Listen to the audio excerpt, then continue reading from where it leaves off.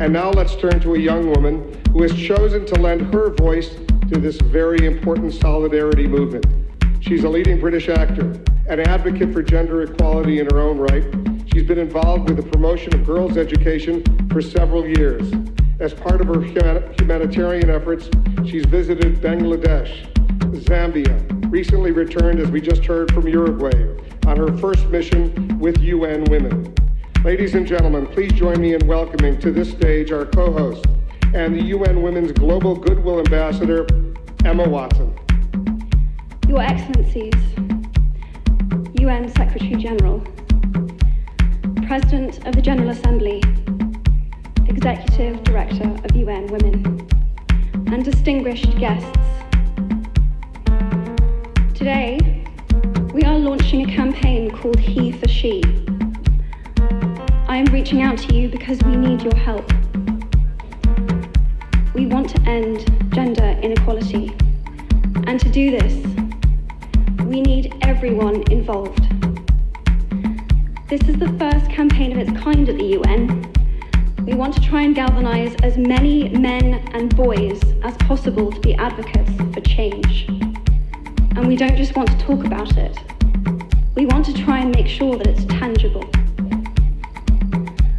I was appointed as Goodwill Ambassador for UN Women 6 months ago.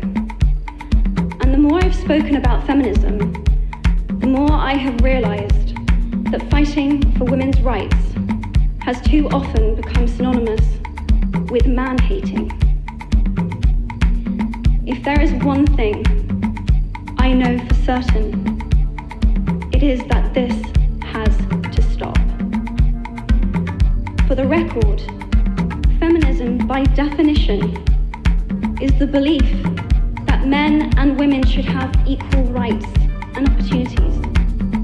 It is the theory of the political, economic, and social equality of the sexes. I started questioning gender-based assumptions a long time ago. When I was 8, I was confused with being called bossy because I wanted to direct the plays that we would put on for our parents. But the boys were not. When at 14, I started to be sexualized by certain elements of the media. When at 15, my girlfriends started dropping out of their beloved sports teams because they didn't want to appear muscly. When at 18, my male friends were unable to express their feelings. I decided that I was a feminist, and this seemed uncomplicated to me. But my recent research has shown me that feminism has become an unpopular word. Women are choosing not to identify as feminist. Apparently, I am among the ranks of women whose expressions are seen as too strong, too aggressive, isolating, and anti-men, unattractive even. Why has the word become such an uncomfortable one?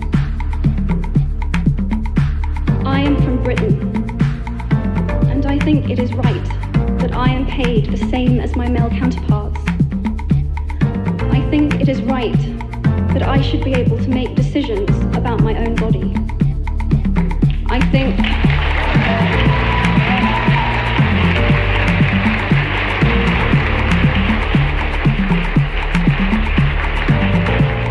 think it is right that women be involved on my behalf in the policies and the decisions that will affect my life. I think it is right that socially I am afforded the same respect as men. But sadly, I can say that there is no one country in the world where all women can expect to receive these rights. No country in the world can yet say that they have achieved gender equality. These rights I consider to be human rights, but I am one of the lucky ones. my life is a sheer privilege because my parents didn't love me less because I was born a daughter. My school did not limit me because I was a girl. My mentors didn't assume that I would go less far because I might give birth to a child one day. These influences were the gender equality ambassadors that made me who I am today.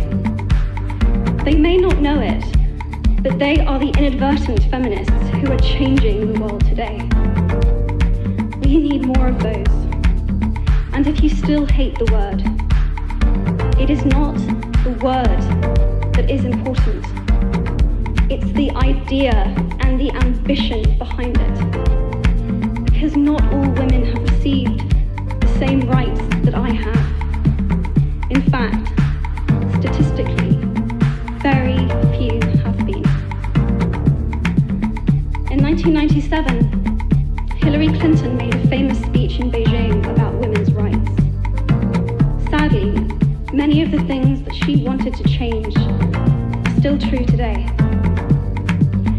But what stood out for me the most was that less than 30% of the audience were male.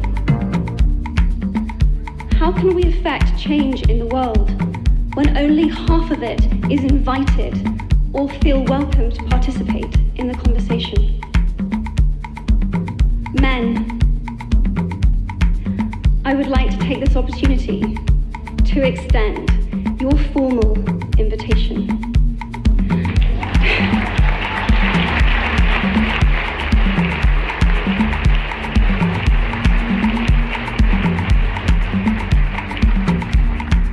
Gender equality is your issue too.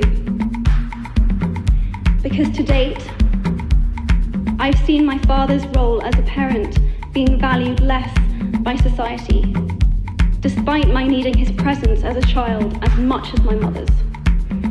I've seen young men suffering from mental illness for fear it would make them less of a man. In fact, in the UK, suicide is the biggest killer of men between 20 to 49, eclipsing road accidents, cancer, and coronary heart disease. I've seen men made fragile and insecure by a distorted sense of what constitutes male success. Men don't have the benefits of equality either.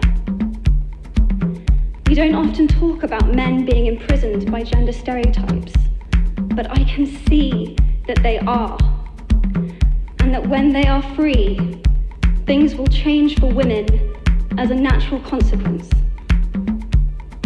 If men don't have to be aggressive in order to be accepted, women won't feel compelled to be submissive.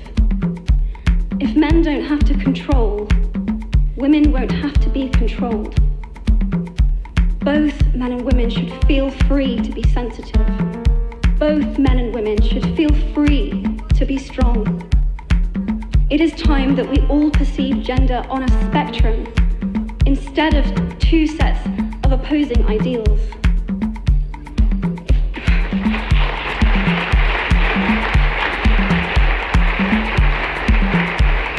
If we stop defining each other by what we are not and start defining ourselves by who we are, we can all be freer. And this is what HeForShe is about. It's about freedom.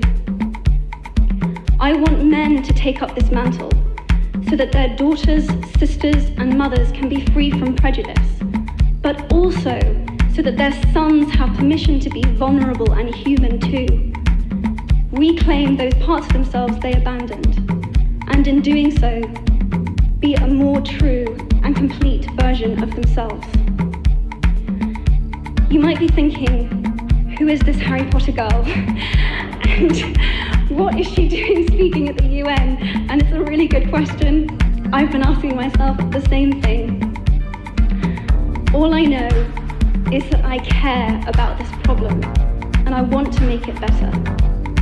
And having seen what I've seen, and given the chance, I feel it is my responsibility to say something. Statesman Edmund Burke said, "All that is needed for the forces of evil to triumph is for good men and women to do nothing." In my nervousness for this speech, and in my moments of doubt, I've told myself firmly, if not me, who? If not now, when? If you have similar doubts when opportunities are presented to you, I hope that those words will be helpful. Because the reality is that if we do nothing, it will take 75 years, or for me to be nearly 100, before women can expect to be paid the same as men for the same work. 15.5 million girls will be married in the next 16 years as children. And at current rates, it won't be until 2086 before all rural African girls can have a secondary education. If you believe in equality, you might be one of those inadvertent feminists that I spoke of earlier. And for this, I applaud you. We are struggling for a uniting word, but the good news is that we have a uniting movement. It is called HeForShe. I am inviting you to step forward, to be seen, and to ask yourself, if not me, who? If not now, when? Thank you very, very much.